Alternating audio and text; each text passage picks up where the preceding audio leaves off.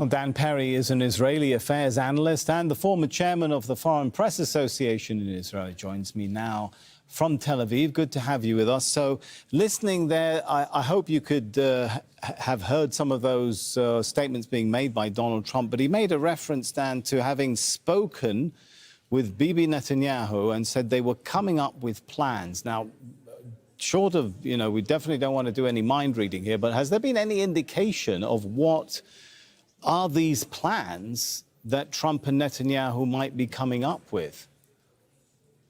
The short answer is no. There's been no reports and no credible leaks. And, I agree with you that we should not feign telepathy here. I do think the U.S. has enormous leverage on Israel, and Israel can't continue the war without American acquiescence.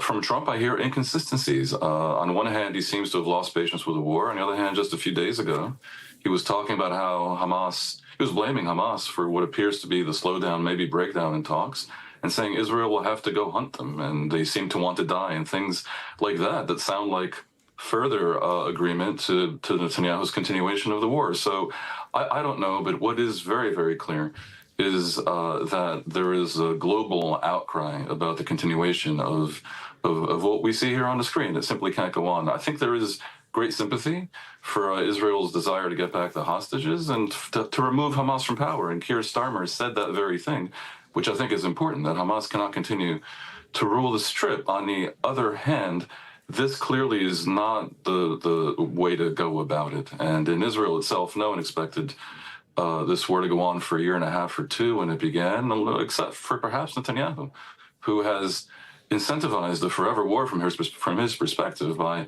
saying from the beginning that the accounting over his own culpability for October 7th and the breakdown on that day and on subsequent days, that must await the end of the war. So, maybe he wants to prolong that wait. I do think, however, that the end game is approaching, and U.S. pressure on Israel combined with Arab pressure on Hamas is what is needed right now to blow up this entire paradigm and enter not just more negotiations, but a process that both removes Hamas from power, ends Israel's attacks on Gaza, rescues the hostages, and at long last frees the poor Palestinian people in Gaza. Is Israeli government policy changing, fundamentally towards the people in Gaza? On the one hand, we've had announcements of things like airdrops, changes in the aid check system. But if you listen to what aid groups are saying, they're still saying not enough aid is getting through. Tom Fletcher, the UN humanitarian chief today, saying is just a drop in the ocean. So is this a move to placate some of the international pressure, or a real fundamental change in the starvation policy? I'm not witnessing a change in Israel's policy to limit the amount of aid going into Gaza. In any case, not allow it to be maximal. Clearly, the aid getting in is insufficient for what any decent person would consider to be the minimal needs. Israel's clearly responding to pressure here. There is such a disconnect, by the way, between the government of Israel and the people of Israel that I want to correct myself. It's the government that's responding to pressure. The people of Israel have sort of lost patience with the war, no less than Trump and Starmer.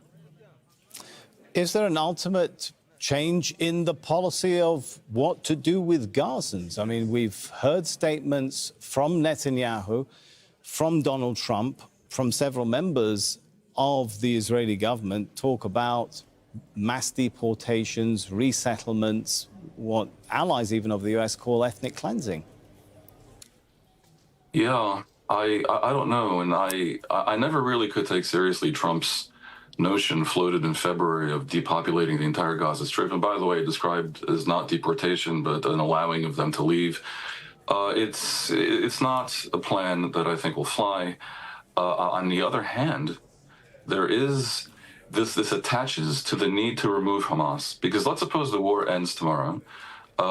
Israel, and I strongly suspect Saudi Arabia and the moderate Sunni Arab countries are not going to rush to allow massive reconstruction aid, for example, to go back into Gaza if Hamas is there.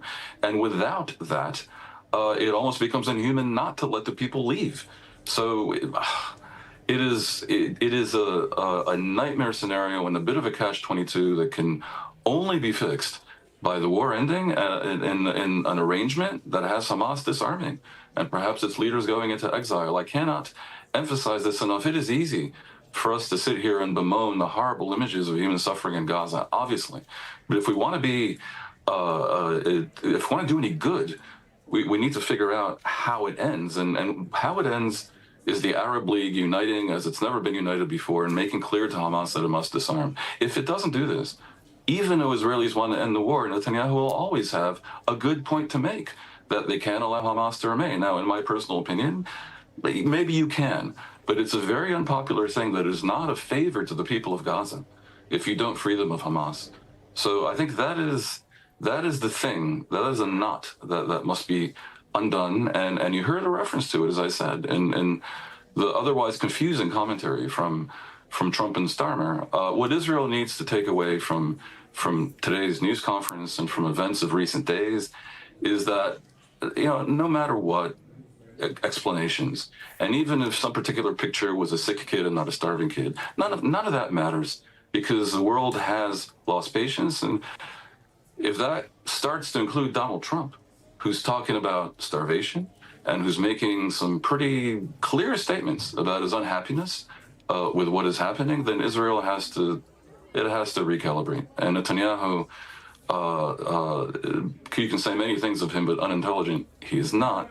I'm sure he notices this. And if Trump sticks to his guns, maybe the war can end. But I repeat, it needs to happen in a context where the people of Gaza are freed of Hamas as well, not just of the war and the bombardment and the hunger. Dan Perry there, thank you very much for sharing your thoughts, Israeli affairs analyst.